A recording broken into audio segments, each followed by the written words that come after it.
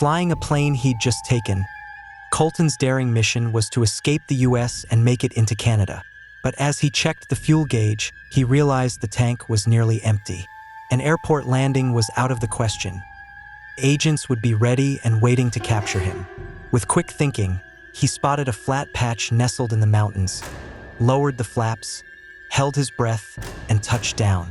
Somehow he survived, a feat all the more shocking considering Colton didn't have a pilot's license or even formal flying lessons. At only 16, he'd already commandeered 6 planes, committed 67 felonies, and was evading the FBI across 3 countries. Colton Harrismore's story is one for the history books. Colton's youth was challenging, bullied, isolated, and yearning for what other kids had. New shoes, a simple haircut, supportive parents. His mother struggled with alcoholism, his father was absent, and he grew up in a trailer, often searching for his next meal. Then came a pivotal moment. Harley Ironwing Davidson, a new classmate fresh from juvenile detention, stood up for him against the bullies. Harley had also grown up without stable parents, but he somehow had material comforts, new shoes, electronics, and the like, all obtained through theft. At 16, Harley had served time for burglary, and he introduced Colton to his methods. Soon, they were meeting at midnight, with Harley teaching him how to pick locks, avoid detection, and rationalize their actions. Colton's thrill was simple: having a good meal, playing video games, pocketing a few coins. The line between right and wrong blurred in a life that had been nothing but struggle. The San Juan Islands, his home, were a prime spot for theft. A mix of extreme wealth and vacant vacation homes left houses empty for much of the year. But things were crumbling at home. His mother's addiction was out of control, and despite his attempts to get her help, she pushed him away. Forced to live in a tent in the woods, Colton became a shadow, a whisper on the island. Rumors spread about a boy breaking into homes just to find food. Soon, however, it wasn't just snacks going missing. The FBI was on his trail after a case of identity theft led back to him. Though his mother was in disbelief, agents searched her home. The trail led them to Colton's forest hideout, where they found a tent packed with electronics, jewelry, and stolen IDs, but not Colton himself. He had vanished, leaving behind a note. They want to play games? Well, it's not a game. This is war. With nowhere safe to turn, Colton escalated his tactics, learning to steal cars and boats and using stolen credit cards to acquire tools like lockpicks and night vision goggles. He evaded police with uncanny skill, even hiding in empty homes as helicopters searched from above. Residents began to recognize his signature move, leaving lights on in homes when they were supposed to be vacant. One night, they caught on. Neighbors alerted the police, who surrounded the house in silence, catching Colton red-handed. At 16, Colton's criminal record was still manageable, and the possibility of reform loomed. He pled guilty to 3 burglaries and, with his reputation as an escape artist, was sentenced to 3 years in a high-security juvenile center. In detention, he found some stability, even excelling in his studies and planning for a future that might include college. His good behavior earned him a transfer to a more lenient group home, but freedom rekindled his rebellious spirit. He escaped once more, slipping into the night. Despite pleas from his mother, Colton kept running.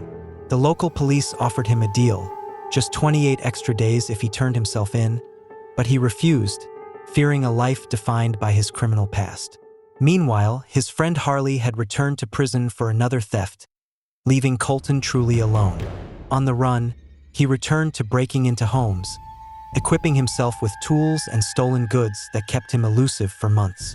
In time, he attracted a nationwide manhunt, and sightings of Colton became regular calls to 911.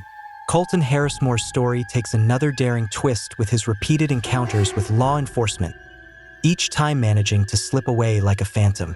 How could that be? You might wonder. Unlike the typical burglar, Colton was sober. His heists left the alcohol in every house untouched. He had no car, lived off the grid, and had the energy of youth and health on his side. As his reputation grew, so did his fan base, swelling to 15,000 on his Facebook page. Townspeople became uneasy. Fire weapon stores quickly ran out of ammunition, Many believed every crime was somehow connected to him, a teen who had nothing left to lose. In the dense forests surrounding Orcas Island, Colton lay hidden, staking out the local airport. Observing staff movements, he noted when they were least likely to be around. One morning, he spotted a Cessna 182 Skylane, its keys carelessly left on the seat. Using the knowledge he'd gleaned from video games and a quick glance at the owner's manual, he started the engine and took off. The thrill of piloting a real plane sent adrenaline through his veins, a feeling unmatched in any game. Staying below 18,000 feet kept him off the radar of air traffic control. But as he saw the fuel gauge dipping, he realized he'd missed a critical detail. He hadn't checked the fuel. Desperation set in. With no airport in sight, he aimed for a flat stretch of ground, touched down roughly, and blacked out as the plane's landing gear and propeller twisted on impact. For 6 months, his presence seemed to fade. But Colton wasn't gone. He reemerged with a vengeance. He stole a police car, seizing an officer's phone, laptop, ticket book, breathalyzer, and even an MP-15 assault rifle. Colton was now armed, raising the stakes for everyone. Some saw him as a folk hero, a young rebel sticking it to the authorities, even selling merch with his face. In September, he stole a luxury boat and made his way to the Friday Harbor Airport, where he took off in a $1 million plane. This time, he filled up the tank, but even that ended in a crash landing on Orcas Island. The police closed in, but he once again evaded them, stealing a twin-engine boat and speeding off toward Canada. Once across the border, he continued his spree, burglarizing homes and stealing cars.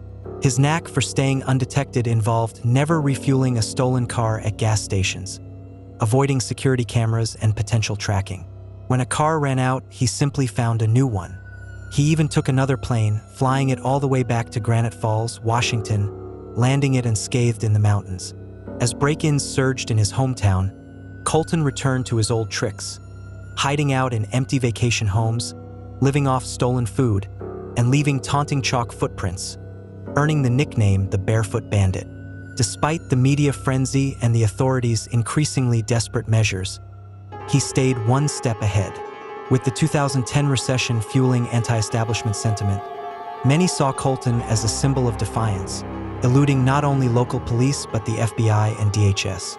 Bounty hunters scoured the woods, but he remained elusive. One day, a letter arrived at an Oregon animal hospital. Drove by, had some extra cash. Please use this money for the care of the animals. Colton Harrismore. His fans were charmed, seeing a compassionate side to their modern-day outlaw.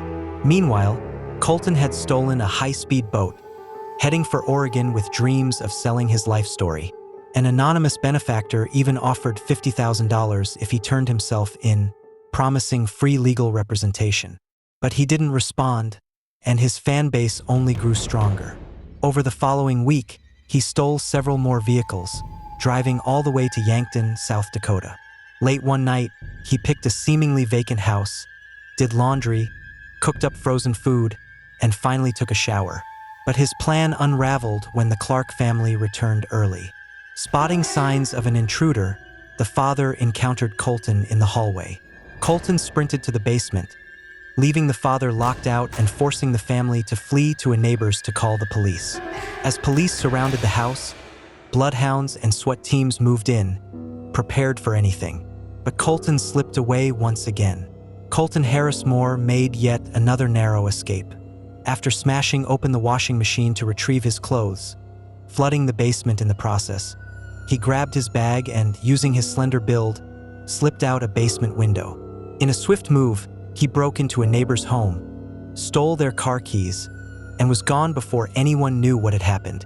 Later, when the Clark family was shown Colton's mugshot, they confirmed that the lotion-covered, fire weapon-wielding intruder was indeed him. Despite the FBI's limited information on his whereabouts, they were aware of his pattern. Colton frequently struck near small airports. In response, Homeland Security organized meetings with private plane owners in neighboring states, urging them to secure their aircraft. Colton observed these efforts from afar, biding his time in the forest near Monroe County Airport, sustained by stolen supplies. He waited for the ideal plane to appear, Finally, on the 4th of July, as the sun rose, he rolled a brand new Cessna 400 out of its hangar, fueled it, went through the pre-flight checklist and took off, heading south. With favorable conditions, he calculated the plane could make it to Cuba, a country without an extradition treaty. However, as he flew toward the Bermuda Triangle, fuel ran low, forcing him to land on a nearby island. He touched down on a strip of sand, but the wheels lodged in the wet ground, triggering the plane's emergency locator. Unhurt, Colton scrambled into the jungle to avoid the inevitable search that would follow. The U.S. Coast Guard, alerted by the signal, contacted the Cessna's owner, Mr. Miller, who had no idea his plane was missing. Soon, Colton's reputation preceded him in the Bahamas as wanted posters sprang up everywhere. The Bahamian authorities, along with the FBI, combed the island, but Colton blended in with the holiday tourists, slipping through the manhunt by breaking into vacant vacation homes. Locals began recognizing him, and at one point, he boldly introduced himself at a bar. Despite heightened security and increasing sightings, Colton stayed steps ahead, even taunting onlookers. Eventually, he seized a speedboat to escape to another island, but as police and locals closed in, his luck faltered. After getting trapped on a sandbar, Colton was cornered by Bahamian officers. In the end, he surrendered without violence, an outcome that seemed unlikely elsewhere. Though Bahamian authorities had numerous charges at their disposal, they ultimately fined him for entering without a passport, and he was extradited to the U.S. Back on American soil, Colton faced an overwhelming 67 felony charges spanning 3 countries. Represented by renowned defense attorney John Henry Brown, the case became about more than just his crimes. It was a window into his difficult upbringing. The court's $1.4 million restitution ruling led to Colton selling the rights to his life story, which Fox acquired with the proceeds directed to pay back his victims. Even after completing his sentence, Colton found himself barred from monetizing his story in any form. Since his release, Colton has kept a low profile, aiming to move beyond his notorious barefoot bandit legacy, yet leaving many still wondering where his story will lead. And that's the incredible, nearly unbelievable story of Colton Harris Moore, the Barefoot Bandit. A tale of survival, rebellion, and notoriety that captured the imagination of a nation and the world. From a troubled childhood to an international manhunt, Colton's story reminds us how circumstance, resilience, and choices shape our lives. What do you think? Was Colton a misunderstood folk hero or a reckless criminal? Share your thoughts in the comments, and don't forget to like, subscribe, and hit the bell for more deep dives into stories that defy the ordinary. Until next time, stay curious and stay safe.